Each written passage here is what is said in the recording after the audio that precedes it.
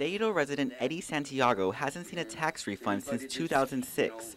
Owed more than $3,000, will have to wait just like everyone else. The way I see it, a lot of people, not just me and my wife and her children and there's everybody on this side is waiting for that, they want it bad. Some people need it more than I do. Santiago is one of many Governor Eddie Calvo has referred to that need their tax refund paid. There are people that are crying, and it's either because they are dying, or someone is really sick in their family, or they've gotten their power cut, or they're getting evicted, and they're looking at you and they're begging for their money from 2008. With his $300 million bond proposal to pay tax refunds by Christmas cut from the substitute budget bill, Governor Eddie Calvo took the first step in cutting even deeper. Today he issued Reorganization Advisory Number 4, which ordered the reduction of his pay, Lieutenant Governor Tenorio's pay, and their senior staff by 10%. He says the savings generated from these cuts will be dedicated towards paying tax refunds. We've made a concerted effort to cut costs in our administration.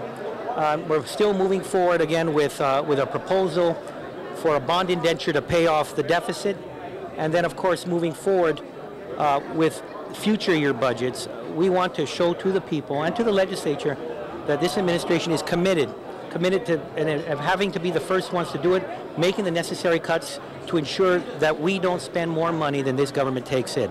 Before the Guam Contractors Association, Governor Calvo said since the people of Guam can't directly voice their concerns before the legislature during a legislative session, he was hoping his proposed bond measure would have at least been afforded the opportunity to be heard on the floor. And if they don't like it, then fine. But to not even allow this only option as we put on the table to be presented, which was a major component of our budget bill, I'm beside myself. Because I haven't heard any other solution.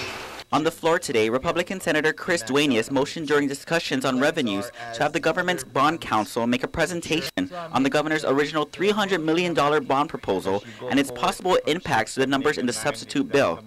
However, Committee Chair on Appropriations Senator Ben Pangilinan wrote against it, saying the bond was not packaged to support the revenues. Mr. Chair, I'm ruling that motion out of order at this time. In terms of discussing the bond in this revenue section. So at this time, I'm going to say that I don't believe that that's a proper motion. So. Mr. Chair, if you will, I just... Okay.